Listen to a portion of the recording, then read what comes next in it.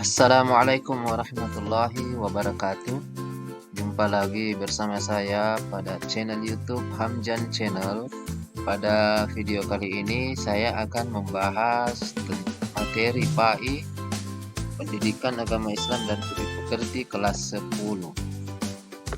Bab 9 menerapkan Al-Kulliyatul Al-Khamsah dalam kehidupan sehari-hari.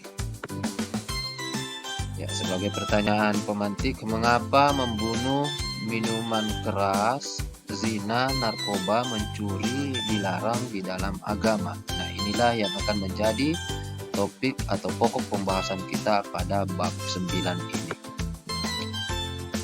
Nah, sebelum kita masuk ke pembahasan, terlebih dahulu kita lihat apa tujuan dari pembelajaran ini. Setelah mempelajari bab 9 ini, peserta didik diharapkan kompeten dalam 1. Meyakini bahwa Al-Kulliyatul Al-Khamsah merupakan 5 prinsip dasar hukum Islam. 2. Menumbuhkan sikap bijaksana dalam memecahkan masalah-masalah agama atau masail diniyah. 3. Menumbuhkan kepekaan sosial di masyarakat, menganalisis pengertian Al-Kulliyatul Al-Khamsah, menganalisis macam-macam Al-Kulliyatul Al-Khamsah, dan yang keenam, menganalisis penerapan Al-Kulliyatul Al-Khamsah. Yang ketujuh, menyajikan paparan tentang Al-Kulliyatul Al-Khamsah. Sekarang kita akan memasuki pembahasan. Pengertian. Kata Al-Kulliyatul Al-Khamsah terdiri dari dua kata, yaitu Al-Kulliyatu dan Al-Khamsah. Al-Kulliyatu artinya prinsip dasar, sedangkan Al-Khamsah artinya 5. Jadi Al-Kulliyatul Al-Khamsah berarti 5 prinsip dasar hukum Islam. Dalam istilah usul fikih, kata Al-Kulliyatul Al-Khamsah sering disebut dengan maqasid Al-Khamsah atau 5 tujuan, dan Al-Darurat Ad-Daruriyah Al-Khamsah 5 kepentingan yang vital. Maka dapat disimpulkan bahwa Al-Kulliyatul Al-Khamsah berarti 5 prinsip dasar hukum Islam yang bertujuan mewujudkan kemaslahatan, al-maslahat, dan apabila hal ini tidak ada maka akan muncul kerusakan atau mafsadat. 5 prinsip dasar hukum Islam yaitu menjaga agama atau hifzul ad-din, menjaga jiwa, hifzul nafs, dan menjaga akal, hifzul al-akal, menjaga keturunan, hifzul an-nasl, dan menjaga harta, hifzul al-mal. Adapun urutan Al-Kulliyatul Al-Khamsah. Urutan dan stratifikasi Al-Kulliyatul Al-Khamsah merupakan hasil ijtihad para ulama. Artinya urutan Al-Kulliyatul Al-Khamsah disusun berdasarkan pemahaman para mujtahid terhadap dalil Al-Quran dan hadis. Para ahli usul fikih tidak pernah menyepakati urutan kelima prinsip dasar tersebut. Namun Imam Al-Ghazali berpendapat bahwa urutan Al-Kulliyatul Al-Khamsah adalah ad-din, agama, an-nafs, jiwa, al-aql, akal, an-nasl, keturunan, dan al-amal, al-mal artinya harta.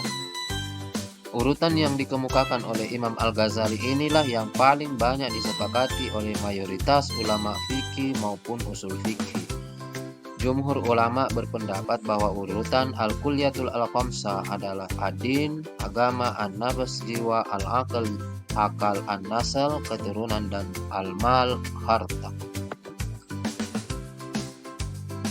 Nah, cara kerja Al-Kulliyatul Al-Khamsah di atas masing-masing kelima prinsip dasar tersebut harus dipergunakan sesuai dengan urutannya, yakni ad-din, agama, al-aql, akal, al-mal, harta, an-nafas, jiwa, an-nasl, keturunan.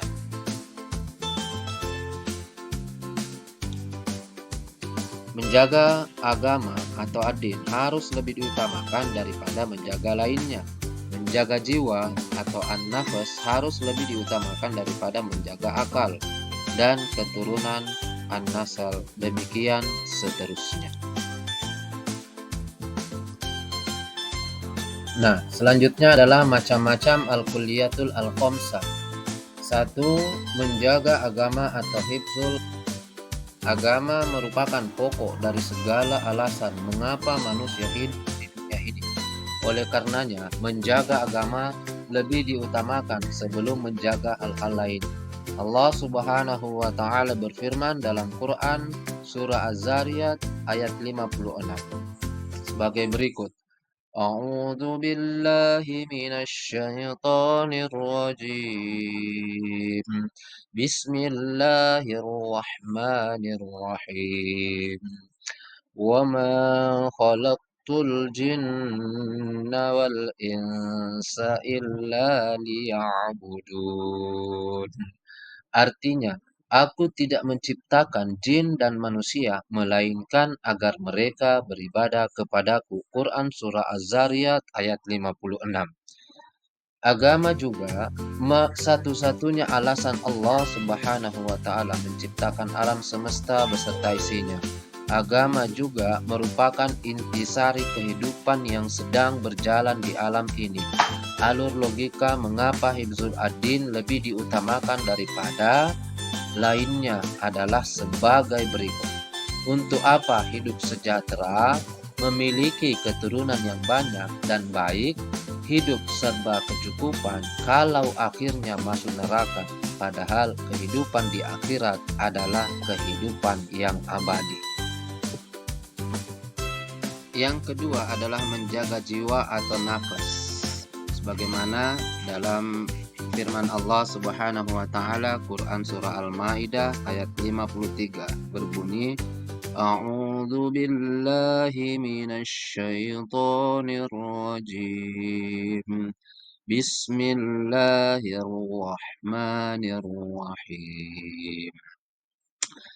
Min ajli dzalika katabna ala bani Israila annahu man qatala nafsan bighairi nafs aw fasadin fil ardi walaqad ja'atuhum rusuluna وَمَنْ أَحْيَاهَا فَكَأَنَّمَا أَحْيَا النَّاسَ جَمِيعًا فَكَأَنَّمَا قَتَلَ النَّاسَ جَمِيعًا بِالْبَيِّنَاتِ ثُمَّ إِنَّ كَثِيرًا مِنْهُمْ بَعْدَ ذَلِكَ فِي الْأَرْضِ لَمُسْرِفُونَ. Artinya, oleh karena itu kami tetapkan suatu hukum bagi Bani Israel, bahwa barang siapa membunuh seseorang bukan karena orang itu membunuh orang lain atau bukan karena berbuat kerusakan di bumi, maka seakan-akan dia telah membunuh semua umat manusia. Barang siapa memelihara kehidupan seorang manusia, maka seakan-akan dia telah memelihara kehidupan semua manusia. Sesungguhnya Rasul kami telah datang kepada mereka dengan membawa keterangan-keterangan yang jelas, tetapi kemudian banyak di antara mereka setelah itu melampaui batas di bumi. Quran Surah Al-Maidah ayat 32. Islam melindungi hak hidup manusia bahkan terhadap janin dalam perut seorang ibu. Seorang ibu hamil yang meninggalkan dunia sementara bayi masih ada di perut, maka boleh dilakukan operasi bedah demi menyelamatkan nyawa bayi tersebut. Menjaga nyawa juga dijadikan alasan diberlakukannya hukum qisas terhadap setiap perbuatan pidana yang mencederai tubuh orang lain. Ini menjadi bukti bahwa nyawa jauh lebih penting dari yang lain, termasuk dari menjaga jiwa atau an-nafas adalah merawat kesehatan badan dan rohani manusia. Sebab dengan kesehatan yang prima akan dapat melaksanakan ibadah dan tugas harian dengan baik. Komitmen Islam dalam melindungi jiwa dapat dilihat pada saat Haji Wada. Pada saat Haji Wada, Rasulullah SAW banyak memberikan perhatian terhadap pentingnya menjaga jiwa manusia. Buktinya, Rasulullah SAW berkata, sesungguhnya darahmu, harta bendamu, dan kehormatanmu adalah suci atas kamu seperti sucinya hari hajimu ini dalam bulanmu, yaitu bulan Zulhijjah ini, dan di negerimu, yaitu tanah suci ini. Yang ketiga adalah menjaga hifzil akal. Akal merupakan karunia agung dari Allah Subhanahu wa Ta'ala. Akal itulah yang membedakan manusia dengan hewan ataupun makhluk lainnya. Oleh karena itu, Allah Subhanahu wa Ta'ala memerintahkan agar menjaganya dan menggunakan akal untuk memperoleh ilmu pengetahuan. Supaya akal tersebut terjaga, Allah Subhanahu wa Ta'ala melarang keras segala sesuatu yang dapat melemahkan dan merusak akal pikiran. Langkah yang tepat dan efektif untuk menjaga akal dapat dilakukan sejak kanak-kanak. Pada masa inilah nilai-nilai kebaikan sangat mudah masuk ke dalam hati dan pikiran hingga menjadi kebiasaan. Setiap muslim memiliki kebebasan berpikir dan berpendapat demi terciptanya maslahat. Hifdzul akal juga dilakukan dengan cara menjaga akal pikiran agar dapat digunakan untuk berpikir. Oleh karena itu, akal harus dibekali dengan ilmu yang cukup, terutama ilmu agama, sekaligus menghindari perbuatan yang dapat merusak akal. Misalnya meminum khamar, menonton tayangan yang berbau maksiat, atau tayangan lain yang dapat merusak daya pikir manusia. Lebih dari itu, perilaku yang dapat merusak daya nalar sehat dan logis juga harus dijauhi, seperti perbuatan syirik dan tahayul. Akal yang sehat dan tidak tercemar dengan pikiran-pikiran kotor akan sangat mudah memberi manfaat untuk kemaslahatan umat. Salah satu kemaslahatan yang dapat disebabkan oleh sehatnya tersebut adalah dapat memberikan masukan atau kritikan dengan cara yang santun terhadap suatu kebijakan.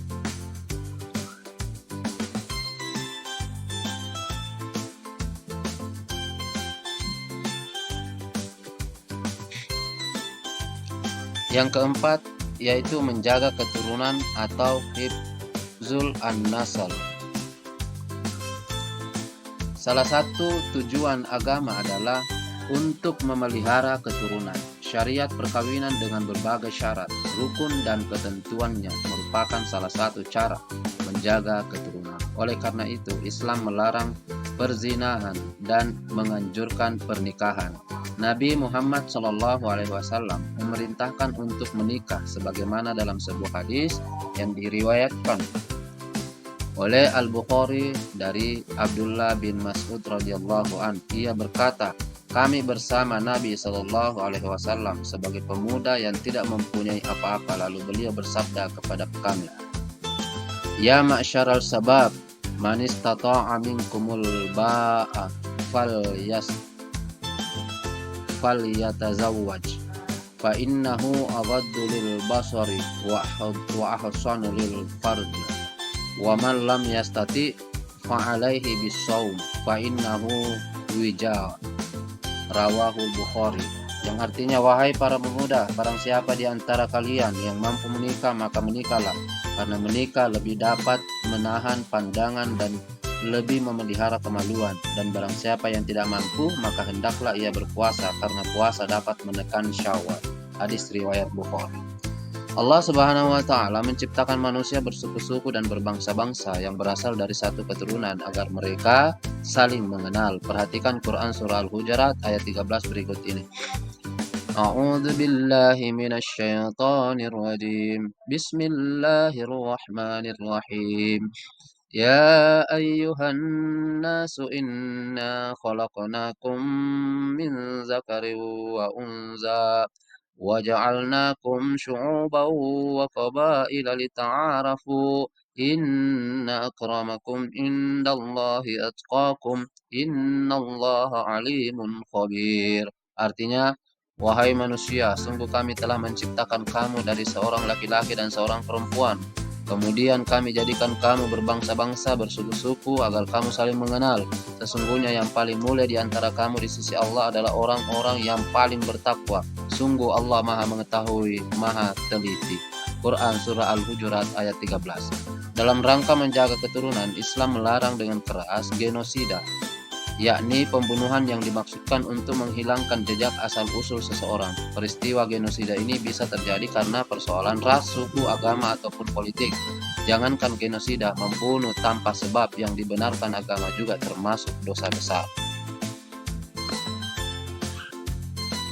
Yang kelima adalah menjaga keturunan atau hifzil mal. Melalui kepemilikan harta, seseorang bisa bertahan hidup ataupun hidup layak dan dapat melakukan ibadah dengan tenang. Maka dari itu, Islam sangat memperhatikan masalah harta benda untuk menopang kehidupan manusia. Allah Subhanahu wa Ta'ala memerintahkan umatnya, hambanya, untuk bekerja mencari rezeki yang halal. Al-Quran mengistilahkannya dengan fadlullah, yang artinya karunia Allah, sebagaimana ayat berikut ini. Fa'id A'udzu billahi minasy syaithanir rajim. Bismillahirrahmanirrahim. فإذا قضيت الصلاة فانتشروا في الأرض وابتغوا من فضل الله واذكروا الله كثيرا لعلكم تفلحون. Artinya, apabila sholat telah dilaksanakan, maka bertebaranlah kamu di bumi. Carilah karunia Allah dan ingatlah Allah sebanyak-banyak agar kamu beruntung. Quran Surah Al-Jumu'ah. Di samping memerintahkan mencari harta, Islam juga memperhatikan proses dan cara-cara yang digunakan dalam memperoleh harta tersebut. Proses dan cara-cara yang digunakan untuk mendapatkan harta benda haruslah benar-benar halal. Islam melarang semua bentuk kecurangan dalam memperoleh harta benda, seperti mencuri, menipu, riba, korupsi, monopoli produk tertentu, ataupun tindakan tercela lainnya. Berikut adalah cara menjaga al-kulliyatul al-khamsah. Yang pertama, min nihayatil wujud, yaitu dengan cara memelihara dan menjaga sesuatu yang dapat mempertahankan keberadaannya. Yang kedua, min nihayatil adam, yaitu dengan cara mencegah sesuatu yang menyebabkan ketiadaannya. Untuk lebih memahami pembahasan kita pada bab al-kulliyatul al-khamsah, silakan perhatikan contoh yang ada pada tabel tersebut.